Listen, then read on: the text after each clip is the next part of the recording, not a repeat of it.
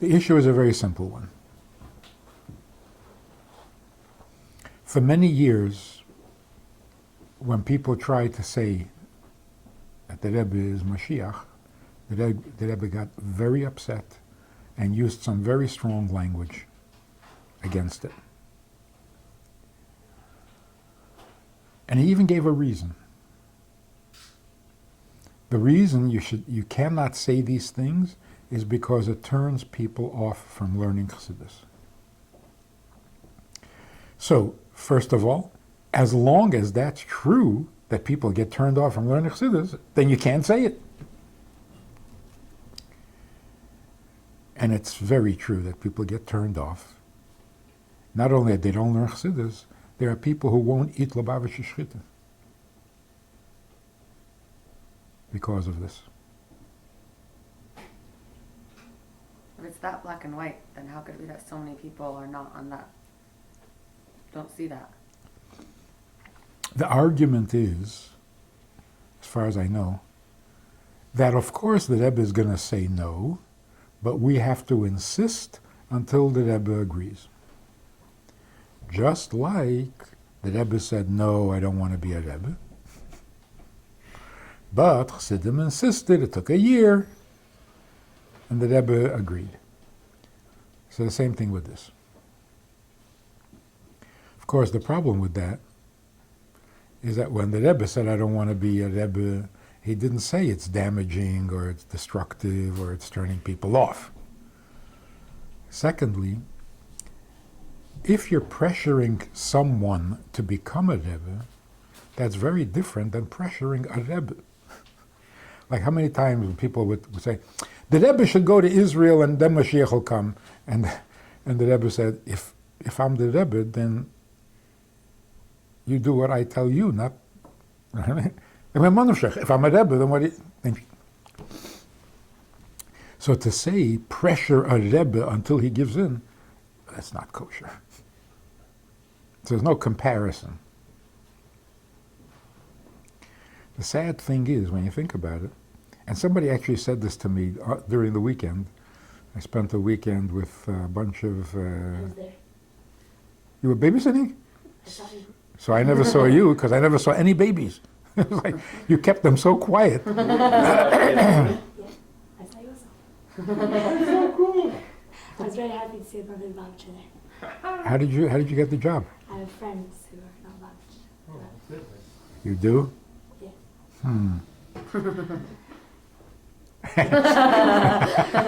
Anyway, so somebody said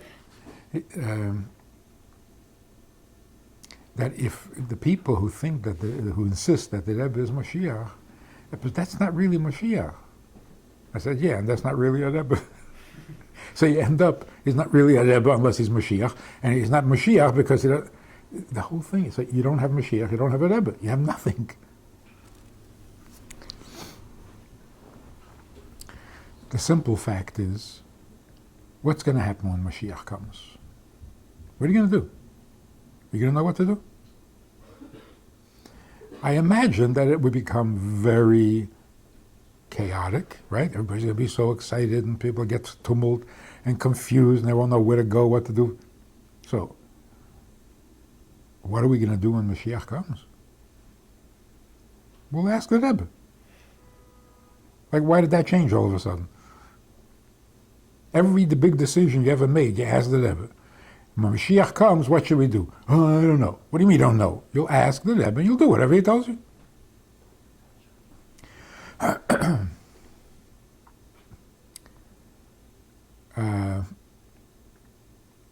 So let's cover the whole subject. The reason this is even possible, this whole conversation, is because since the time of the Gemara, people felt that their Rebbe was Moshiach, since the time of the Gemara. And that's why there's a conversation in the Gemara that the Amoraim were sitting and saying, Mashiach's name is Yinain, Mashiach's name is... And they were using the name of their Rebbe. In other words, they felt that their Rebbe was Mashiach. So what do we see from this? That we should tell the world that the Rebbe is Moshiach. Well, not exactly. 5 people were sitting around. Each one of them said, my Rebbe is Moshiach. And then what happened? What happened after that? Nothing. Nothing. They all went back to learning, and they all went. If each of them thought that their Rebbe was Melech HaMoshiach, there should have been bloodshed. If you knew who Mashiach is, and somebody disagrees with you, so you say, oh, okay, let's talk about something else. What? So obviously they weren't saying that their Rebbe is Melech HaMoshiach. Particularly since there was no Geula. They were in Golas, they were in Bavel. What were they saying? Huh? What were they saying then? They were saying, my Rebbe is my Mashiach. That could be a thing. Yeah. On the contrary, every Talmud, every Chassid should feel that his Rebbe took him out of his Golas, because that's what a Rebbe does. Now, take that a step further. They each could believe that their Rebbe is the Moshiach of that generation, because Mashiach exists in every generation, right? So there's a Mashiach of every generation. If the Deir is Zeiche, he'll become Melech HaMashiach. But until then, he is Moshiach Shebedeir. Right? That's why they're not going to get into a fight about it. They're just saying, who is taking us out of Golas in this Deir? You don't really have to convince everybody. So, the Alter Rebbe's Chassidim said that the Alter Rebbe is Mashiach. The Mittler Rebbe said, Chassidim said that the Mittler Rebbe is Mashiach. And that's how it should be. In fact, by the Mittler Rebbe, things were so good that Chassidim said, we don't need Mashiach. It's so good, we don't even need Mashiach. When the Rebbe said that the Frierdiker Rebbe is Mashiach, he didn't say Melech HaMashiach. In fact, in one Sikha, the Rebbe said very clearly, in the Gemara, each one said that his Rebbe is his Mashiach, so we should say that our Rebbe is our Mashiach. And then Melech HaMashiach. So when people asked, you think your Rebbe is Mashiach? The answer was, yes, and you should think that your Rebbe is Mashiach. And that's how it could work, that every person's Rebbe is their Mashiach, is Mashiach. Like, because the response to that question always is, there's only one Mashiach, so... Oh, there's only one Melech HaMashiach. Right. So that's where the confusion started. They didn't make the clear distinction between our Mashiach, or Mashiach Shebedeir, or Melech HaMashiach. So in some cases, when somebody came to the Rebbe and said, Rebbe, you are Mashiach, and the Rebbe said, fine, that's what a Rebbe does. But if you say Melech HaMashiach, that turns people off. Now, what exactly is the emunah in Mashiach? So the Rebbe said at least 500 times, at least. The only halacha concerning Mashiach is the Rambam. There are many opinions, there are many details. Mashiach is going to come on a donkey, on a white donkey, an old donkey. The Rebbe says that's all medrash, but halacha, what we really have to know and believe about Mashiach is only in the Rambam. And the Rambam basically says like this. How are we going to know who Mashiach is? Will we ask him? Will he tell us? Will he sign a contract? How are we going to know he's Mashiach? We're not going to ask him and he's not going to tell us. anyone who accomplishes what Moshiach is supposed to accomplish is Moshiach.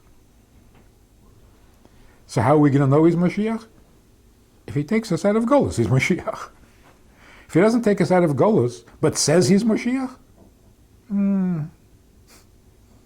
don't know if that's kosher even. And that's happened in the past. Somebody got up, and he was very popular, and he was right, and he said, I'm Moshiach. And it created some big problems. It was never good news.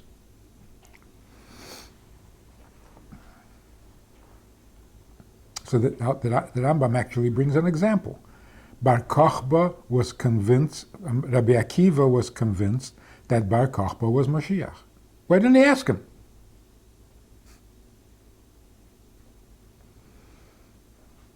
What do you have to guess? Ask him and you'll know for sure. No, you won't know for sure because Mashiach doesn't come by claiming to be Mashiach.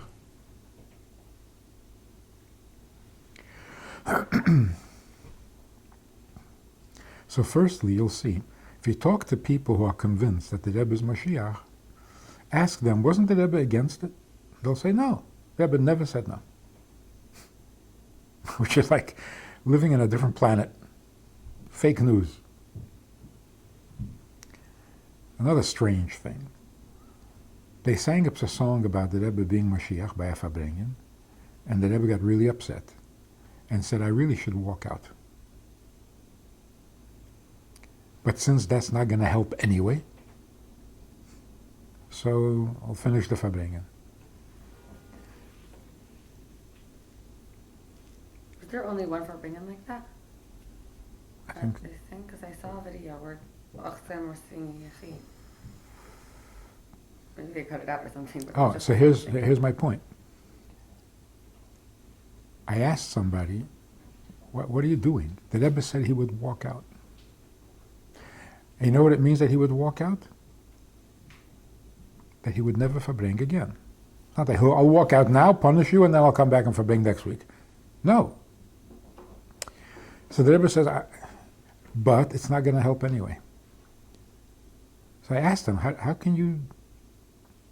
He says, yeah, but 2 weeks later when we sang it, the Rebbe didn't say anything. You have a problem with that? Yeah, a little bit. What? Like, it's not like a parent. Okay, you're gonna do it again. I'm gonna warn again. One time covers it all. Like, if it refers to the first time, it refers to the second and third. And the Rebbe said it's not going to help anyway, so. You just proved it. The amazing thing is, the Rebbe said he's going to walk out. Yeah, but 2 weeks later when we sang it, he didn't say anything. I said, wait a minute. 2 weeks later you sang it again? Do you hear what you're saying? You see, it proves that Rebbe was right. It's not going to help anyway. So here's the thing. When Chassidim decide that they have to do something that the Rebbe is saying no, but they have to, that is so dangerous. And it's so not Chassidish. Yeah, the Rebbe is going to say no, but we have to say yes. You know, that can start a whole... How many other things are you going to do that about? There was one other thing that Chassidim did that. One. Taking mashke. The Rebbe said 100 times, no mashke. Chassidim said, yeah, you got to take mashke. The Rebbe said no. He meant, like, the Rebbe said only 3. So you take 3, you make bread in the fashas, and then another 3. All sorts of chachmas, but they were determined not to listen. Because they thought taking mashke is necessary to be a chassid. So how can you not? So the Rebbe said no. You have to. See, these two things, drinking and Mashiachist, is what's turning people off to Chabad. These are the two things.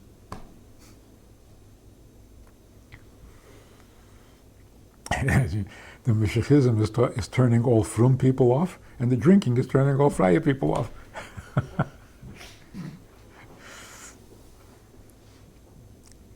So just the idea, Chassidim know better. That's bad news. That cannot be true. No?